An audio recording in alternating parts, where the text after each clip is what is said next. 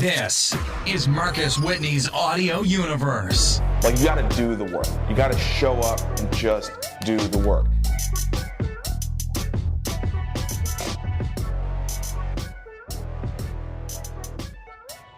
Welcome to another episode of Marcus Whitney Live. Hope you are having a meaningful Memorial Day, and hope you're enjoying as great a day outside as we're having here in Nashville, Tennessee. It is beautiful here.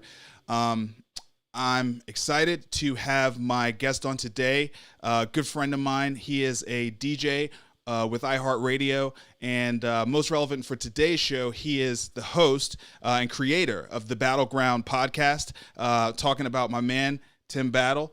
Tim, what's going on, man? Man, you know, just another day in paradise. Like you said, beautiful weather outside. It's Memorial Day. Like, this is the weather that we need. It's kind of bad that there's the things going on outside that you can't really enjoy the weather, but, you know, it's good stuff. How Exactly. about you? No, I'm doing great, man. I'm doing great. So I want to frame this up for everybody because, you know, the shirt that I'm wearing, this is a pro wrestling shirt. And just so you know, I'm a pro wrestling fan. Tim's podcast, the Battleground Podcast, is about pro wrestling. But for my audience, we talk a lot about entrepreneurship. We talk about the future of the world. We talk about innovation here. And I wanted to have you on because these last 8 weeks have been just absolutely incredible to watch as someone who is both an entrepreneur and also a fan of pro wrestling. Because if you're not following pro wrestling, what you may not know is what an incredible role pro wrestling has played over the last 8 weeks in sort of defining what the future of live entertainment, especially live entertainment on television, could end up looking like, right? And so I wanted to just, you know, bring you on and kind of replay what's happened over the last eight weeks. Some of these things have had really big implications for businesses way beyond pro wrestling. And so, yeah, I just thought it would be great for us to have a conversation and kind of run through it. Yeah, it's going to be fun. And that's the thing is, like, you look, like you mentioned, you look at wrestling and it's been consistent since the whole COVID-19 thing happened. You didn't, when it first started, basketball canceled, baseball canceled, all these sports canceled except for wrestling. Yes. Yeah, so let's start there. So if you're not a fan of wrestling, this is something you may not know, you may not be paying attention to, but, you know, as someone who has a strong interest in professional soccer. So like I care about live events. Live events matter. I like to go to them. I know what a massive part they are of our economy, especially here in Nashville. You think about how many things have been shut down, you know, here in our city.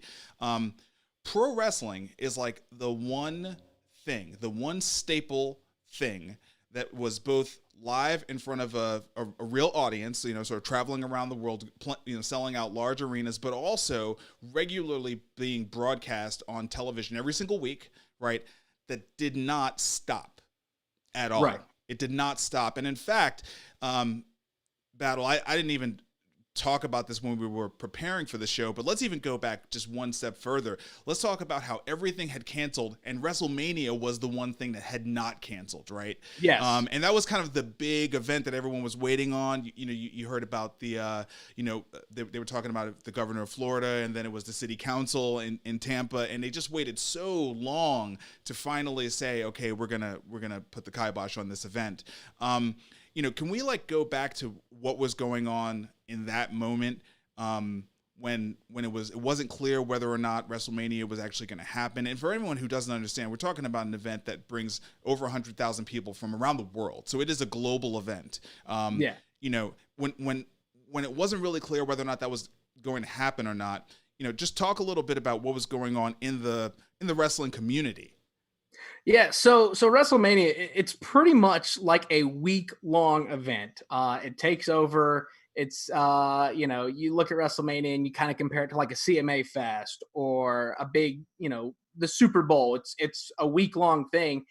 And, you know, with WrestleMania being in Tampa, you look at all of, you know, it just doesn't affect WWE for them not canceling. It affects all the local indie people because when there's WrestleMania, you got Impact and ROH and all these like big name indie guys, they come down to where WrestleMania is and they host their events, you know, around WrestleMania to grab those people because that's where a lot of the indie guys make a lot of money at the beginning of the years because of WrestleMania. So we all sat around and we were waiting and waiting. You sit here and see, the NBA, they're like, we're done with the season for right now. We're postponing it. You've got NHL that's postponing it. You've got hockey, you've got baseball, you've got everything. But here's Vince McMahon in Tampa saying, nah, you know what? We're going to have WrestleMania. We're going to wait until they say, hey, it's shut down. We're not doing it. Right. Yeah, I mean, he was the one to basically say, you're going to have to tell me to shut down. Right. Basically, right? And, you look at Vince McMahon and there's some stuff that you kind of sit there and think, you don't like Vince McMahon, which we can kind of talk about that later with the releasings and whatnot. But Vince McMahon's a businessman. He knows what he's doing. Like, he realizes how much money was going to get lost if he canceled WrestleMania, because it is a big thing. People from around the world come to wherever WrestleMania is. And you got to think it was in Raymond James Stadium. So we're thinking, over 100,000, 200,000, give or take, depending on how many's on the floor and whatnot. So you got to think people, hotels, like, it's not just WWE that's getting affected. It's all of Tampa. Hotels, airlines, tourists, everything. Absolutely. Yeah. It's a really, really big event that cities bid on to have because it's going to be an economic boon. That's right. That's exactly right. Right. And like next year, you've got WrestleMania in Hollywood, and, that's kind of now up in the air if that's going to happen now that California's like, we might not have big events in 2021. Right. Okay. So eventually, it's announced that it's going to happen, but just not with fans, right? So all Correct. the refunds start going out. That basically kills everything for all the indie guys, as you talked about. But it was at the point where, everyone was sort of feeling like it was irresponsible, right, for WrestleMania to not have been canceled at that point, because we were, at this point, the curve was going up. Right. This was the beginning of the COVID-19 crisis, at least in terms of our realization in the United States that this was going to be a hard slog, and we really did have to stay at home for some period of time. Right. We could not be traveling, any of that kind of stuff. So it felt like it was irresponsible. So eventually it's said that it's not going to happen with fans, but now it's going to be 2 days. And this was sort of the beginning of the new reality of still operating a company in COVID-19 and attempting to not miss a beat in terms of delivering a product via television, right? Delivering a digital product and a product via television. So talk a little bit about like that transition, because that was a really interesting unknown time that nobody really could figure out. So that was kind of the crazy thing, because being on the wrestling podcast, we talked about that. It's like, what is this going to look like? WrestleMania, as most people know, it's the Super Bowl of wrestling. Like, you sit there and think, okay, what is an empty arena going to look like?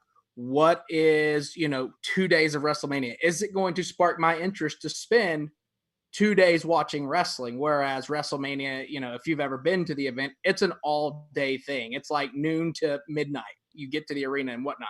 So it's like, am I going to invest 2 nights in a row of my time to watch wrestling? And, you sit there and it's like, okay, Vince McMahon's going to continue doing it. Is he putting his employees at risk? Because, for one, if they're not in Florida, they got to hop on a plane and fly down there. Then you got to think, okay, they're more than social distancing with each other, because they're locking up and they're on each other's sweat, everything. So it's like, okay, there's that. And then there was, you kind of look at some criticism that somebody got Roman Reigns, who just defeated cancer. And he's like, you know what? I'm backing out because, with me having cancer and defeating it and all this other stuff, my health is more of a concern and family than getting down here and wrestle for you guys. So then there was criticism of him backing out, but it's, you look at WrestleMania, and for them to not have a crowd, it was very weird to watch. But it was the first. To me, the thing that was so interesting about it was it was first, right? Like we're seeing now. So, for example, Major League Soccer is working towards having a tournament that will all be held in Orlando. Which I want to get to this, right? The fact that Florida has become the hub for all this stuff, and the role that WWE played in that, right? So, because obviously, when you're talking about a league that's got teams in multiple cities and states, they can't travel all over the place and play in the various stadiums. So they're going to have to all locate in a central place in order to play out the season if they want to do that this year. So with that, WWE has their performance center, which is where they train and everything, but they also could be filming there in Orlando. the second biggest promotion in the United States, AEW, All Elite Wrestling, is owned by the Khan family, which is also the owners of the Jacksonville Jaguars. And so it's essentially headquartered in Jacksonville, Florida. And so what we ended up having was a situation where the wrestling promotions wanted to keep moving forward. They had these TV deals. They wanted to keep producing television. And what came out, in the middle of trying to figure out who can stay open and who can't stay open, WWE was listed as an essential business by the state of Florida, which, was, I don't even know what to say about that, right? I mean, it's like, maybe it's essential because it kept people entertained in a time when we needed entertainment, when we were all so worried and sad and we needed something to take our mind off of things. But it was a questionable decision, right? Right. It was very questionable because, all politics aside, the thing that stood out to everybody was the fact that all of a sudden WWE donated $18.5 million to Florida to be deemed essential. And of course, being a wrestling fan, it's like, okay, so did they just pay off somebody to be like, we're going to stay open kind of thing? Or, it's one of those things you look at it. They did that. And then of course, all of a sudden, boom, they stayed open, which then snowball effect. If they stayed open, AEW stays open. Right. If they stayed open, then other people can, UFC can go down there. UFC was trying to find a place to have their fights, and now, they've basically landed in Florida, and they had 3 fights over the course of a week, right? To kind of reopen their business. So yeah, the first real sport, because wrestling is obviously a staged and scripted, right? It's entertainment. But it actually cleared the way for the first return of sports in the United States, which was the UFC, to happen in Florida because of WrestleMania, the essential business infrastructure, and sort of all of that stuff, which was, pretty interesting. Yeah, and that's the thing is like some people look at it and be like, oh, you're a wrestling fan kind of thing. But if you look at it and we, move forward and we look back on this year, WWE was essential to getting sports back. No question. Because for a time you thought, well, we're not getting sports. And WWE's like, well, we're just going to have to record everything months in advance, kind of like back in the day when they did. Everything was recorded. Right. But then WWE's like, let's do this, get the ball rolling. And they are, when you look back on everything, they were essential to make sports come back. No question. They were the first ones to kind of figure out, how do you put protocols in place to try to keep your talent safe? How do you lobby in order to be able to continue to do it? And then, the next thing I want to talk about is how they innovated on the actual content creation process, right? Because of all the things that you could watch live, because wrestling is scripted, wrestling is really weird without fans, as you said, right? And so most people were trying to figure out, how is this even going to work? Like, who's going to care to watch a bunch of, people in a ring? It's not real. It's scripted, but you don't even get the benefit of the fan reaction for it, right? And so here comes WrestleMania, and we're all sitting there and we're like, what is this going to be? We have no idea what to expect. And then we get the Undertaker and AJ Boneyard match. Can you just talk about for the listeners and viewers, what that was and how it was a massive innovation on something that had not been innovated on for over 100 years. Like the pro wrestling match that you see today, it is basically, with more flips and lights and pyro, it's the same thing that they were doing in the early 1900s, right? It's the same thing. So this was the beginning of them doing something that was very, very different. And I think in a lot of ways showed me real-time innovation in the era of COVID-19. So just talk a little bit about that match. Yeah. So what they did is, and there's this funny clip that keeps going around referring to the Boneyard match of Vince McMahon in an interview saying, we don't make wrestling, we make movies. And so that's pretty much what this match was. We all know that Undertaker's getting up there in age, and it's kind of hard for him to be in the ring doing his thing. So this match was it was filmed on location, I'm assuming Florida. And it was more of like a movie. It was it was like an action movie watching that. You know, Undertaker chasing AJ Styles around this boneyard place, people coming out like his demons, and like not an actual wrestling match. It was like you were watching a 30-minute TV episode. Right. And it was, of course, it's scripted. But there's action in there, like, you know, getting hit with a shovel and this other stuff. And it made it, for that time of watching that match as a wrestling fan, I completely forgot that WrestleMania was an empty arena. And I completely forgot what COVID-19 was for that time being, because I was watching this and I was like, this is amazing. Like, if they could do more matches like this, sign me up. Yeah, and I think that surprised a lot of people because it quite frankly just wasn't wrestling. It was an action movie. Okay, it was a 30-minute action movie, but it was something that when they were in the live environment, right, you couldn't have done, right? So to me, the paradigm shift was we were all so busy thinking about all the things that they would not be able to do because they didn't have fans in the building. What we didn't think about were all the things that they couldn't have done before because they had fans in the building, right? Yes. And they kind of turned that and they said, okay, this is totally limiting. You know, it sucks. We're not gonna be able to feed off of the fan energy or do shots of the fans with the signs and all that other kind of stuff. Make people have FOMO, wish they were there, all that. But what are all the things that we are never able to do because we have fans, because we're in an arena? And they just ran 100 miles an hour in that direction. Yeah, and you know, watching that match, them doing the cinematic stuff gives you more opportunity to have more matches like that. So you can finally get the dream match that everybody's been clamoring over of Undertaker and Sting. Because we know they're both getting up there in age, so they're not going to be able to give you a good match inside the ring. That's right. So you can go out there and script it for 30 minutes and have that match right there. Yeah. You can have somebody who, you know, you can finally start creating those matches. And even once we get back to fans, you know, kind of like we had mentioned before, you could start the match in the ring and it goes in there and then they go behind the curtain and boom, it goes into that cinematic thing.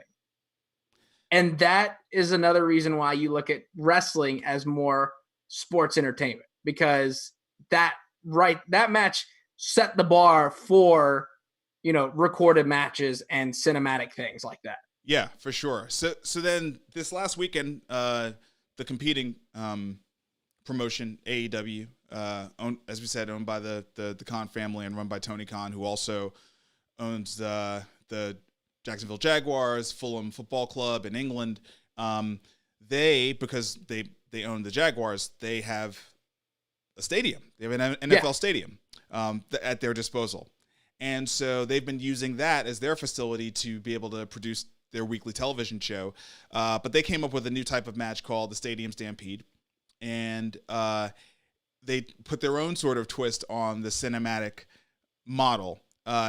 And I think hit a complete home run. Most definitely. And hit a complete as home a run wrestling as a wrestling fan, I was sitting there thinking, what is this Stadium Stampede match going to look like? Right. So, like you said, they hit a home run. I will put that up there with the Undertaker and AJ Styles match, probably if not better, because there was so much going on. Right. It was one of those ones that I was glued to my seat the entire time watching it. Right. Like, okay, what's happening here? What's happening here? Like, did he really just take a horse and go across the football field chasing after somebody? Did they really just do a moonsault off the goalpost? Like, yes, it was amazing. Yeah.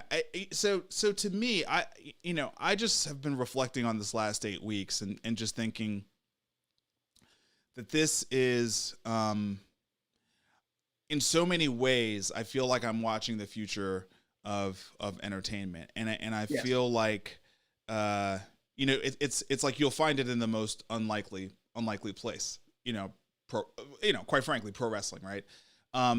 But these organizations, some decisions being questionable, they have absolutely taken advantage of the limitations that this moment brings and have created new things that could not have been done before, from an entertainment perspective, things that like nobody even thought they wanted, to be completely honest. Like you never thought you wanted a stadium stampede match, and now you're just like, oh my God, like why did it take so long for someone to figure out that this was a brilliant strategy, like a great idea? Oh yeah. Right. You know, you've always had great writers, great camera people, these incredible athletes, you had all the ingredients, but it took this really limiting force of this pandemic, taking away everything that you previously depended on and relied on and always knew was going to be there, taking that away to create some ingenuity and some innovation that probably will change wrestling for, like, when I watched that, I was like, that's it. Like we're never going to go back to a time where someone's not going to try to do that or better, and I feel like that's the same thing in so many areas. Like if we can switch real quick and talk about radio, I mean, I'd love to sort of hear what you're seeing in radio, because obviously tons of changes happening in radio right now. Big move from iHeartRadio moving into digital. Do you feel like it's the same thing on that front as well? Yeah, I mean, you look at radio as, we're still there for you. You're in your car, you could be that essential worker that's going to work, and you want to take your mind off of driving to work thinking, okay, I've got to go to work. I literally just saw on the news that Nashville has X amount of cases of COVID. They've had this many people die from COVID and whatnot, or anything that's going on. But us as radio DJs, we're your best friend. We're going to sit in the car and we're going to talk to you. And we're not, we're going to give you the information that you need, but we're also going to give you the moment of, okay, here's 30 minutes. We're going to give you music to get your mind off of everything. And that's the thing, is radio isn't, some people are like, radio's dying. But this right here just shows that radio's not dying, because we're seeing people come to us because they're wanting to get away from what's saying on the news, what's going on the TV. They turn their radio on to be entertained, to listen to music, and hang out with us. So talk about the role that iHeartRadio, from your perspective. You have a podcast. It's on iHeart. Obviously the news last week with Spotify and Joe Rogan was, it was on one hand mind-blowing. On another hand, you're sort of questioning, was that even the right deal for him? Did he make enough money for that deal? You know what I mean? Given like how powerful the Joe Rogan podcast is, talk a little bit about that. Yeah. So if you look right now, and during COVID-19, and I believe we were sitting there looking at some research, iHeart is now the number one podcast platform, beating NPR. And so with us not only doing radio, but we're doing podcasts as well. So your favorite radio DJ will have a podcast. So, I could sit here all day long and talk to you about radio on the music and music and everything, but you have like a limited time frame that you don't want to spend too much time talking on the radio, because you're going to lose that person. Right. So the podcast is another way for us to connect with listeners and bring in a whole new brand. So like on the podcast, if I'm talking about this and be like, oh, by the way, if you're in Nashville, if you're not in Nashville and you love classic rock or top 40 or this, I also do a radio show in conjunction to the podcast. Okay. So you bring two and two together. Got it. Obviously, COVID-19 was directly correlated with a rise in the number of podcasts that were created. A bunch of people are home. They're realizing, I probably should have had a podcast already, but I'm gonna go ahead and get one going. You and I, we talk about this a lot. What do you think that's gonna mean for the expectations of podcast listeners? Obviously, the work I've done here on this show is to try to take it to the next level, visually, going with the live stream, the quality of the audio, going daily. What do you think is going to happen? Do you think people are going to be able to be successful with just sort of run-of-the-mill podcasts, or that we're going to start really seeing companies like Spotify, iHeartRadio investing in podcasts where the quality starts to really, really pull the leaders away from the pack? What are your thoughts on that? Yeah, I mean, you look at, like you said, you look at Spotify going after Joe Rogan. So Spotify wants to be the home of, Joe Rogan. Like that's the only place you can get Joe Rogan is on Spotify. But the thing is, is you look at, for example, us. Like, we have podcasts that we're going out. I mean, who else has Ron Burgundy doing a podcast for them? You guys do? Yeah, iHeart has Ron Burgundy doing podcasts. No kidding.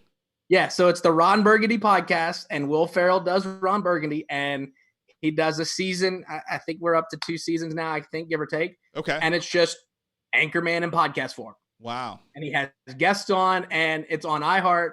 And that's the thing, is you're going to see a lot of people podcasts now. And people are realizing it, podcasts are the thing. And with iHeart, it's like, okay, we've got radio DJs and we've got podcasts. Let's combine the two together and continue our relationship with listeners on the radio to when they get out of their car, they can either continue listening to the radio on their phones, smart speakers, whatever. But we're also saying, hey, look, Battle not only talks to you on your radio, but he has a podcast. And that reaches more people. And then, you look at Amazon. I was looking the other day, just kind of looking at podcast stuff. All the podcast equipment on Amazon had been back ordered because everybody's trying to buy stuff. Right. Yeah. I had to buy my Cam Link on eBay, which is always like kind of sketchy. Right. But it works. But yeah, I mean, to your point, I was glad I had done most of my shopping prior to this because I mean, it's just crazy. Okay. So final point before we get out of here. Let's just talk about your journey as a podcaster. You're at a point now where you're getting big time guests in your niche, which is a fairly big pro wrestling. You're getting like big time guests. You've got relationships with companies. For people who are out there thinking about starting a podcast that's tied to their passions, just share a little bit of advice and maybe just a little bit about how much work it's been for you to get your show up to the point that it is, today. Yeah. So when I first started, they had mentioned, hey, everybody get a podcast. And of course, this was maybe about 2 years ago. Okay. I had no idea what podcasts were. Okay. And I started just kind of interviewing people, like taking the full long interviews that you don't get to hear, 15 minutes on radio. You have a 15-minute interview. You got to get that down to at least, 2 minutes, 3.5 at the most kind of thing. And I was like, well, let's take the full interview and go for it.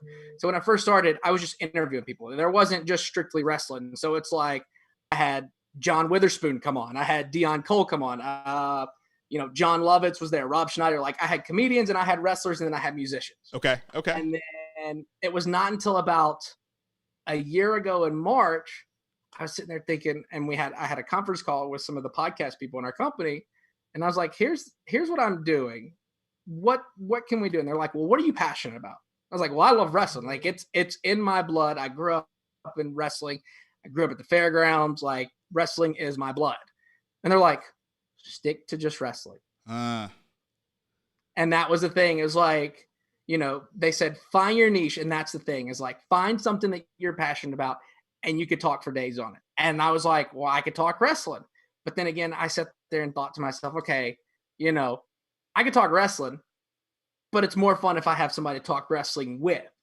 So I got a buddy of mine who's a big wrestling fan as well. So we go back and forth talking about wrestling. And then it's just kind of been, a rocket ship since we started branding it. And it's like, we've had people like Roman Reigns on and Daniel Bryan and Charlotte Flair. We've had legends like Kevin Nash and Ken Shamrock. Billy Corgan, who owns the NWA, has come on and we've talked to him. And, wrestling is our thing. And that's what we talk about. And we recently, a few months back, just added 2 females to the show. So we have like a sub show called Bellas of the Brawl. So we give the female perspective of wrestling fans. And so you started like build a little sub network now of like sub shows around this niche. Yes. And the thing is you see more and more females getting involved in wrestling. Cause when I was growing up, if you told a girl you watch wrestling, she made fun of it. Right. You watch wrestling, but now it's like you see a lot more females at wrestling events getting involved. And so we've got these 2 girls, Lena and KB, who are amazing. They come on and they do their wrestling talk with females from the females' perspective. I can sit here all day long and talk about women's wrestling, but a guy talking about women's wrestling, it's kind of like, they're like, oh, you're going to kind of, just be like, oh, it's just a wrestling match, whatever. But from the female perspective, they dive into it on top of the ring attire, the makeup, this stuff. Yeah. And so that's kind of where we've been on that. And then it's just, wrestling is a hot topic. It's like we said in the beginning, it helped get sports back into, sports. Yeah. And so everybody's listening to, talking about wrestling. And what we've done now is because used to be you'd have wrestling 7 nights a week. And some wrestling companies are still putting out wrestling, but like Ring of Honor's not, they don't have anything taped. So they're kind of showing. The smaller promotions can't keep running. Right. With this. So what we've been doing now is we've just been reaching out to wrestlers, and they've just been coming on the show, and we've just been kind of talking about, their careers and having them tell stories. And, we've been getting like some of the legends. Yeah. So Jack Raven. So that's another hack in this moment that I think is really important. And we're at time, but the hack is that, man, when everyone's at home, it's like, reach out to him. You never know. You might be able to get him as a guest on your show. You know what I mean? Yeah. Like, what else are they doing right now? You know what I mean? Yeah. Like if you're starting a podcast right now and you're passionate about something and you actually know it well enough to be able to cover it well, you might be able to get people on your show today that you could never get on before. Right? Yeah. And now's the perfect time to start that podcast. Yeah. Yeah. Awesome. Well, Tim, my man, we'll be connecting soon. Hopefully you'll have me on your show where we could like actually dig in and I could like really nerd out. Yeah. I can't do that on my show. Most definitely. But nah, man, thanks a lot for being for being up for being on the show. And just for everybody else, appreciate y'all continuing to check out the show. We're just going to keep getting better and better. We have another show that's coming up tomorrow. I'm not even sure who's on it, but I've got shows for the next 2 weeks all booked up. Really quickly, if you liked what you heard from Tim and you want to follow more of what he's doing, you can follow him at Battle on Air, both on Twitter and on Instagram, and Battleground Pod on Facebook. That's where you can catch him. And then also you can subscribe to his podcast, the Battleground Podcast. It's on Spotify, it's on iHeartRadio, it's on Apple, it's on Google, and of course, you can also subscribe to my podcast, Marcus Whitney's Audio Universe, on all those channels as well. And you can follow me across all the socials, so y'all know exactly where to find me. If you're already watching this, you're already connected to me on social. So anyway, I appreciate everybody being here. Again, I hope you're having a mindful, meaningful Memorial Day. Take care of yourself. Be good to each other. And peace. We will see you soon.